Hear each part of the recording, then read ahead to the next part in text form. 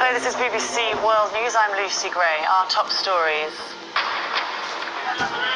Supporters of a united Spain are rallying in Barcelona as tensions rise over Catalonia's declaration of independence. At least 25 people die after twin explosions and a gun battle at a hotel in Somalia's capital.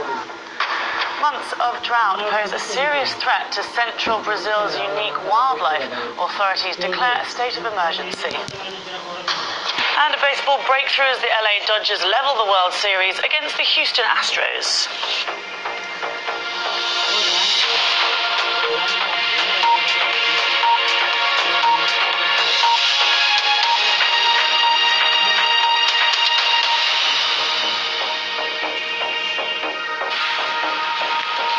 Hello, welcome to BBC News. Catalans who want to remain part of Spain will hold a march today.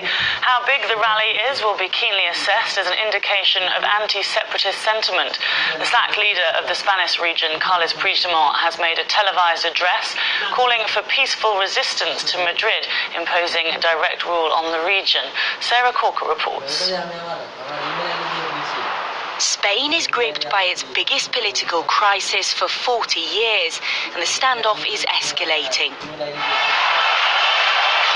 On Friday, Catalonia declared independence from Spain. Madrid responded by imposing direct rule and sacking the entire Catalan government. But its deposed leader, Carles Puigdemont, says he isn't going anywhere.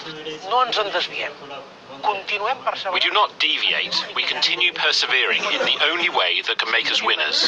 Without violence, without insults, in an inclusive way.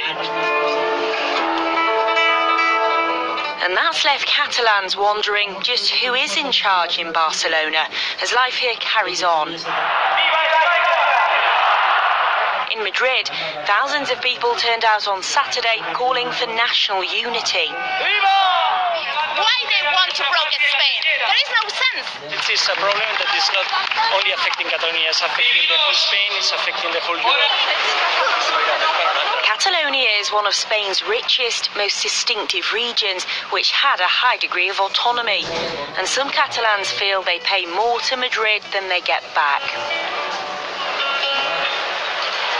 This is the headquarters of the Catalan government.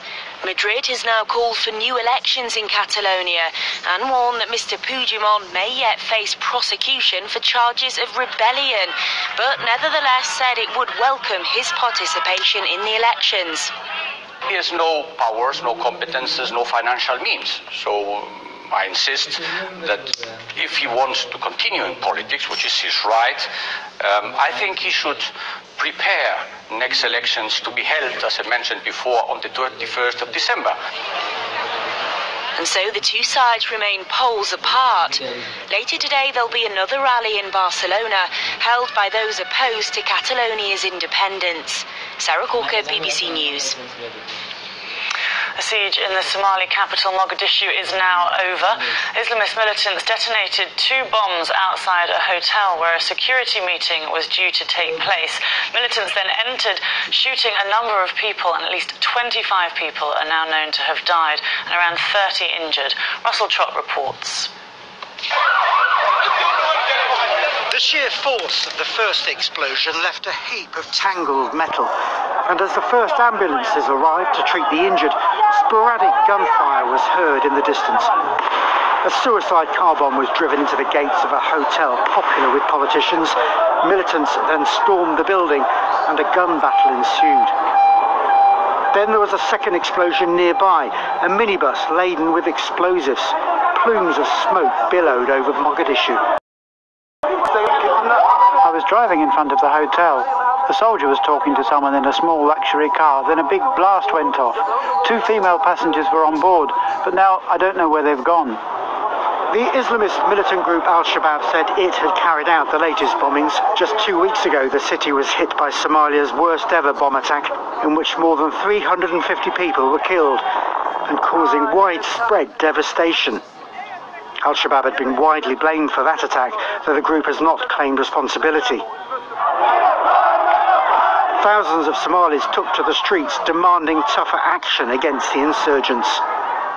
Somalia has been a more or less failed state now for over 25 years, torn apart first by rival warlords, more recently by the Islamist extremists. The group lost their foothold in Mogadishu in 2011, but have continued their battle to overthrow the Somali government. Allied to Al-Qaeda, Al-Shabaab is believed to have between 7,000 and 9,000 fighters. In 2016, 723 people died in 395 bomb attacks in Somalia. This latest bombing came as ministers were due to meet on Sunday to discuss security. Emergency service crews said there were many more dead bodies. Russell Trott, BBC News. Abdi Warsame is a Canadian Somali who's visiting an ill relative in Mogadishu. And Abdi, you were near that bomb attack we were hearing about in the package 2 weeks ago, and you heard this latest one. Tell us what you've seen. It was 2 weeks ago that I got caught up in the carnage that took place at kilometer 5 along my 2 little boys, and we were very, very fortunate to have escaped from it unharmed. And apparently the latest one yesterday, I was exactly where I'm at right now, my place, and we were just walking me and my 2 little boys, and we hurt, and I think it's about we're about like 2 kilometers away from the terrorism act that had taken place yesterday. I think it was late evening, and we just heard bam, and you just expect nothing bad happens, but it was just unfortunate that I heard siege last night. And I said that you're there visiting a relative. What is life like for people in Mogadishu at the moment? Oh, it really humbles you. Over the years, I have the privilege to have taken, all the privilege that Canada and Canada gave me, along with my 2 little ones. Such a privilege like right to life, right to self-dignity, all the freedoms that you have that when you're in the West that you take it for granted. And here, the mother who just goes out to the market and sells a watermelon or water just to support her child to go to school. They don't have the privilege that I have had in Canada. So I mean, it really it puts life into perspective. You look things from a different perspective. Yeah. So my heart is heavy. My heart is heavy for the for the most vulnerable people. They are often the victims of such acts of heinous crime, such acts of violence. And I would say that I think the world today needs you're calling, you're interviewing me from London, England. There are, I think, Somali Britons in England.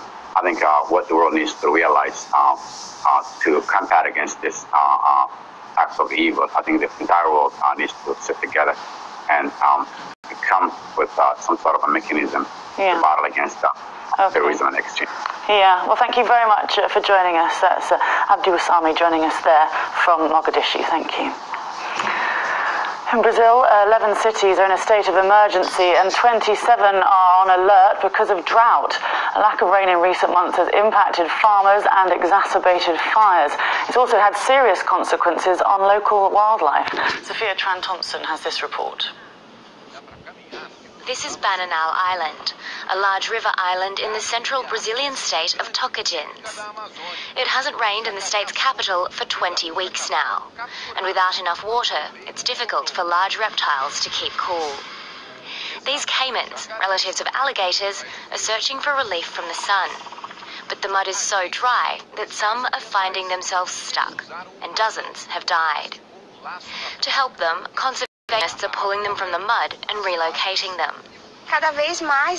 More and more the animals need our help. Without our assistance, it's difficult for them to survive in such extremes.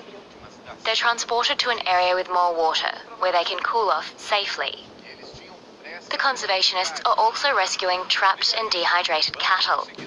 For some of the state's farmers, the drought has been devastating. I had to sell all of my livestock so they wouldn't die.